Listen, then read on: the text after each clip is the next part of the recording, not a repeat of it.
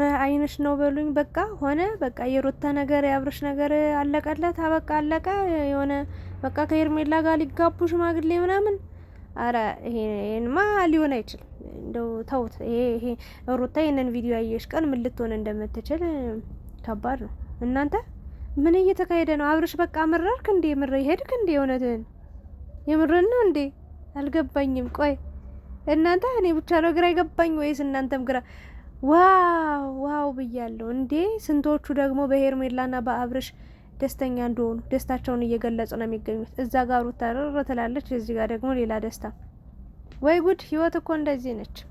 የምሬ ነው። ለለፋ ለደከመ መከራውን ላይ የመስዋዕት ለከፈለ ዋጋ ለከፈለ አትሆንም። ዝቅ ለሚሉ ዋጋ ለከፈሉ አይሆንም። የምሬን ነው። ብዙ ለደከሙ አይሆንም። ለአጭበርባሪዎች፣ ለውሸታሞች፣ ለሚማግጡት፣ ለሚባልጉት፣ በቃ ክፉ ነገር ለሚያደርጉት፣ በሰው ህይወት ላይ ለሚቀኑ ሰዎች ነው እንግዲህ የሚቀነው። ምንድነው ጉዱ ግን? እኔ እኮ የገረመኝ የነ አቤል እነዚህ ሾካካዎች የነሱ ማሽቃበጥ፣ የነሱ ከላይ ማለት የነሱ ማጨብጨብ ነው። ጭራሽ የሆነ በግ ምናምን ይዘው ሽምግልና ምናምን አላሉም እንዴ? እንዲህ በቅጡ እነሱ ራሱ መች ተግባቡና ነው የሆነ የቃቃ ጨዋታ። እግዚአብሔር የቃቃ ህይወት ነው ያደረጉት። የቃቃ ህይወት የምር ግን እስከ ዛሬ ማለት ነው የእውነት ነግራችሁ የአብርሽና የሩታ ጉዳይ ወይ ደግሞ ህይወት እንዲህ የእውነት መቋጫ ያገኛል ብዬ እናውቃለን። መጀመሪያ የነበራቸው አመጣጥ ሚዲያንም ራሳቸውንም ዋሽተው ነበር የመጡት። ሚዲያ ላይ ካስታወሳችሁ ዩቲዩብ ላይ፣ በኋላ ላይ ቀስ እያለ ሁሉም ነገር ወጥቶ ነበር። ሩታም ተዋሽ ነበር በደንብ ግጥም አርጋ፣ አብርሽም እየዋሸ ነበር ግጥም አርጎ። መጨረሻ ላይ ግጥም አርጎ ፍቅር ሲይዛቸው ወደ አንድ መጡ እንጂ መጀመሪያ የእውነት ለመናገር እነሱ የሰሩት ቪዲዮ ወይ ደግሞ የፍቅር አመጣጣቸው ያመጡትና ሪያሊቲው ሌላ ነበረ። በቃ በኋላ ላይ ነው ወደ ፍቅር የተቀየረው። ግን ማለት ነው እኔ የተረዳሁት ነገር አንድ ሴት ልጅ ወንድ ልጅ የእውነቴን ነው እኔ ሁሌም ተናግሬ ያለው በሩታ እኔ ደስተኛ የሆንኩት ወይ ደግሞ ሩታ ትርፋለች። የተጎዳችው ነገር ቢኖርም የጎደላት ነገር ቢኖርም ያጣችው ነገር ቢኖርም በጣም ብዙ የተወሰደባት ነገር ቢኖርም ግን በቃ ወንድ ልጅ ለምናም አልቅሳም ተከትላም እሪ ብላም የሆነ ብቻ ሽማግሌ ልካም ምን ብላም ተንበርክካም ዝቅ ብላም ክብሯንም ሴትነቷንም ዝቅ አርጋ መጣ ያተረፈችው ነገር ፍቅሩን አይደለም። እሱን ተውት፣ የውሸት ነበረ። የምሬን ነው ብላችሁ ሴት ወዳለበት ነው የሚሮጥ አብርሽ በነገራችን ላይ እና ግን ልጅ አትርፋለች። በቃ ምን የመሰለ ልዑልን የመሰለ ቆንጆ ልጅ አትርፋለች። ሌላ ደግሞ እግዚአብሔር ከፈቀደ ደግሞ እርግዝኗ የእውነት ከሆነም አንዲት ቆንጆዬ ሴትም ትደግማለች ብዬ አስባለሁ። ልጅ በልጅነት ነው። የምሬን ነው። ስንቶቹ በቃ አብረው እኩል ጓደኛ ሆኖ የሚያድጉ ልጆች አሉ። ስለዚህ ያ ነገር ትርፏ ነው። ግን ወንድ ልጅ ዝቅ ብላ በመለመኗ ወንድ ልጅ ዝቅ ብላ አልቅሳ ሴትነቷን ክብሯን ዝቅ አድርጋ በመምጣቷ የእውነት ዛሬ ላይ ስቲል ነው ለሷ ንቀት እንዲኖርበት ለሷ በቃ የሚያስጠላ ነገር መጨረሻው እንዳያምር ሆኗል ብዬ ነው የማምነው። የእውነት ይሄ ነገር ሆኖ ከሆነ ከሄርሜላ ጋር እኔ እንደው መጀመሪያ አካባቢ ሄርሜላ እንደመጣች አካባቢ አንድ ልጅ መረጃ ደርሳኝ ነበር። እንዴ ሄርሜላ እኮ አብርሽተው ወደ አልተፈለገ ወደ ተሳሳተ መረጃ እንትን መንገድ አትጓዝም፣ ትዳርን ሰብስብ፣ የእናትህ ልጅ ሄዳ አታገባም። የምሬን ነው የምልህ። ሰው ብትቀይር ብዙ አይነት ባህሪ ብዙ አይነት ነገር ነው የሚመጣው። ወደ ራስ ተመለስ፣ ትዳርህን ለማስተካከል ሞክር፣ ችግርህን ለመፍታት ሞክር እንጂ አዲስ ሰው ለመቀየር አትሞክር። ምክንያቱም እድሜ ልክን 10 ሰው ስትቀይር አትኖርም ብዬ ስናገር እንዴ ሄርሜላ እኮ ያክስቱ ልጅ ነች ተብሎ ነበር። አሁን ላይ ደግሞ በፍቅር ክንፍ ብድ ብሏል። እና ምንድነው ይሄ ነገር የምር ሆነ እንዴ? የቀለበት ቀን ምናምን ሄርሜላ እሱን ማጣት እንደማትፈልግ ሚስቱ እንደምትሆን በቃ ልጁም ራሱ እንደምታሳድገው ልጅ ስለመውለድ ራሱ አውርተዋል። በነገራችን ላይ ምን እየተካሄደ ነው? በቃ አብርሽ አመረርክ ምናምን የሆነ ተው እንጂ ሩታስ የሆነ ስትወልድ ምናምን ገረጣችብህ፣ አረጀችብህ ምናምን ይገርማል። አይ ጉድ! አንተ አታረጅም። በቃ አንተ ምንም የሆነ ሰውነት ለውጥ ላይ አይኖርህም፣ አትታመምም፣ ሰውነት አያልቅም። በቃ እንደዚህ ጥስጥስ እንደሆንክ በቃ እንደዚህ እንደወፈርክ ቦርጭ በቦርጭ እንደሆንክ ነው የምትኖረው አይደል? ተው አንድ ቀን በሽታ ይመጣል። በነገራችን ላይ ሄርሜላም ስፖርት እየሰራሽ ነው፣ በጣም ቻፓሽ ያምራል፣ አቋምሽ ያምራል፣ ጥሩ ላይ ነሽ። አዎ በቃ ለአብርሽ ትመጥኛለሽ። አንቺ ይሄ እድሜ ለዩቲዩብ ገንዘብ እግዚአብሔር ይመስገን እያላችሁ አትበሉም እንጂ ያው በደንብ እያኖራችሁ ነው። እያማረብሽ ነው፣ አዘናጭ ሆነሻል ምናምን። ሩታ ብትወልድም የሆነ ህይወት ብታጎሳቆላትም ግን አሁንም ወርቅ እንደሆነች አበባ እንደሆነች ነው ያለችው በነገራችን ላይ። እና አብርሽ አዳዲስ ውበት እየፈለክ ነው የምትሄደው መኑኝ ማለት ነው። አብርሽ ሄርሜላ ራሱን ቢብትለው ወይ ከሄርሜላ ጋር የሆነ ነገር ቢፈጠር ከሄርሜላ ጋር ያለችው ጓደኛዋ ናት፣ እህቷ ናት ተብላ የመጣችው ወደ እሷ መሄዱ አይቀርም። እና አብርሽ ለሄርሜላ ይሄን አረግልሻለሁ፣ በዚህ መንገድ ህይወታችን ይቀጥላል፣ እንዲሆናል፣ እንደዚህ ይሆናል ብለ አንተ ብዙ ነገር ነገርካታ። ለምን ታዲያ ከሩታ ጋር ሴት ነው የቀየርክበት? በነገራችን ላይ ሩታም እንዲህ ነበር በቃ ፍቅሯ ሲያስለቅስ የነበረ በቃ የምታረግልህ ነገሮች፣ የምታስብልህ ሀሳብ፣ የምትንከባከብህ እንክብካቤ በቃ በጣም ያስለቅስህ ነበር። ያኔ እናስታውሳለን። ጥላህ እንዳትሄድ በጣም ትፈራ ነበር።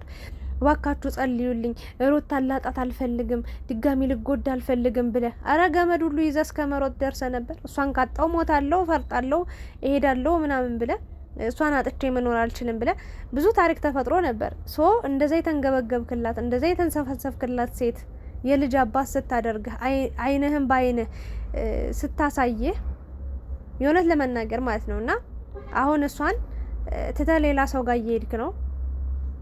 ጥሩ ነው፣ ቀጥልበት፣ በርታ፣ መጨረሻውን ያሳየኝ ብያለሁ። እኔ አሁን ላይ አብርሽም ስህተት ነው ላልልም፣ ሄርሜላም እንደዚህ። ግን በአጠቃላይ አንድ ነገር ተረድቻለሁ። ለካ ብዙ ነገር የሆነ ማብቂያ ይኖረዋል።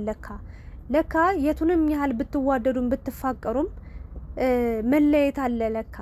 ለካ ያ ሁሉ ዋጋ ከፍሎ ወይ ያ ሁሉ ዋጋ ከፍላ ለብዙ ጊዜ የቆየ ትዳር፣ ለብዙ ጊዜ የቆየ ፍቅር ለካ ያልቃል፣ ያልቃል። የእውነት እኔ ፍቅር እንደማያልቅ ነው የማውቀው። እስከዛሬ ፍቅር እንደማያልቅ ዋጋ የተከፈለበት ትዳር፣ ዋጋ የተከፈለበት ህይወት እንዲህ ባጭሩ እንደማይቋጭ እንደማያልቅ ነበር የማውቀው እስከዛሬ ድረስ። አሁን ላይ ግን ለካ የተመቻቸ ነገር ካገኘ ሰው ጥፍ ይላል። ለካ አንድ ችግር ሲፈጠር ያን ችግር ከመጋፈጥ ይልቅ ትቶ በቃ ሌላ ሰው ጋር ሌላ ህይወት መጀመር አለ። ለካ በሰው ህይወትም ገብቶ የሰው ህይወትን ወስዶ እንዲህ ደስተኛ ሆኖ መኖር ይቻላል ብዬ እንዳስብ አድርጎኝ። ግን ይሄ ደስታ ጊዜያዊ እንደሆነ ነው የምረዳው።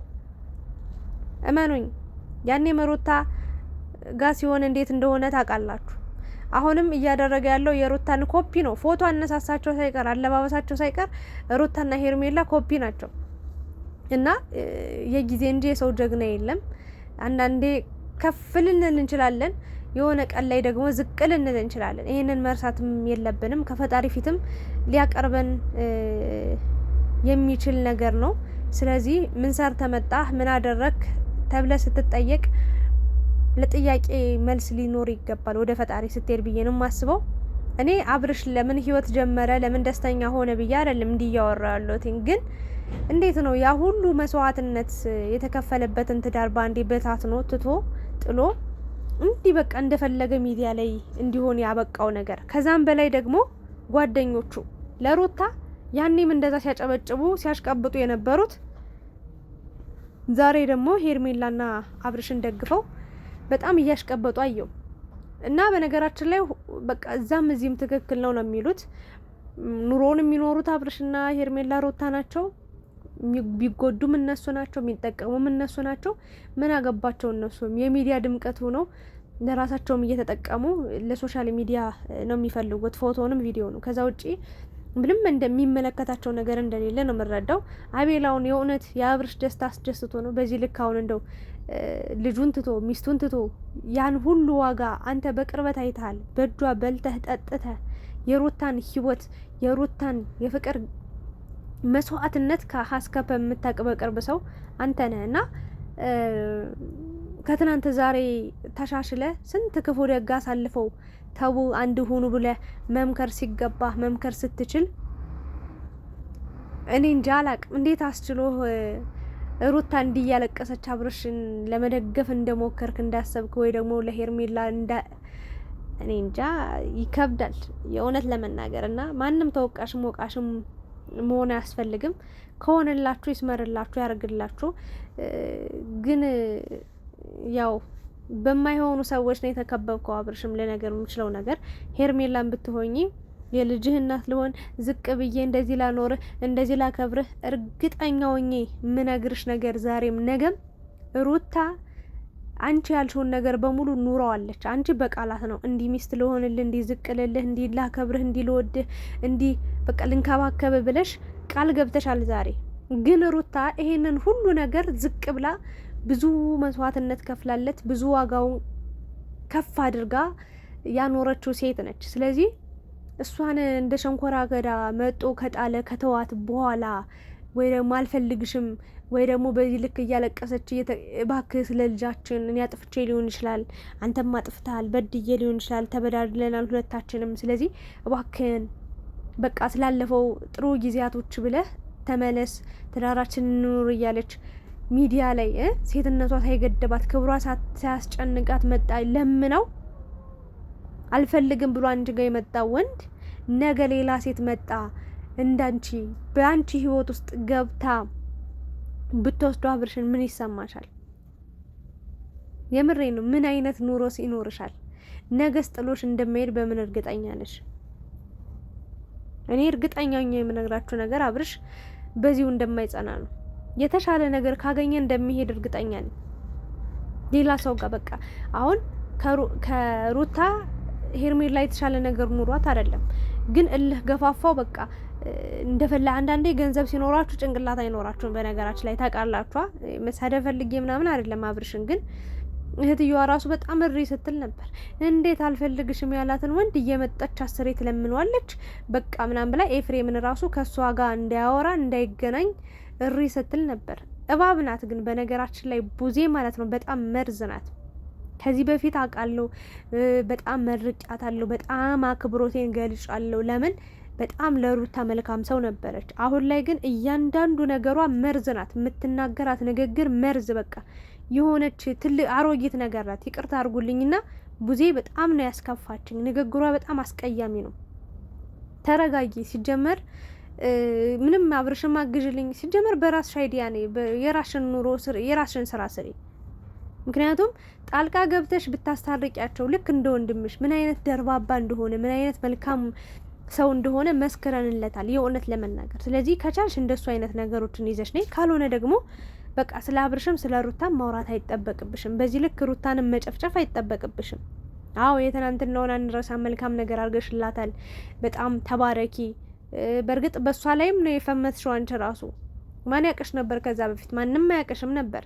እሷም መልካም ነገር አድርጋልሻለች በመልሱ። ግን በዚህ ልክ ሩታ ላይ መውረድ መጨፋጨፍ የለብሽም።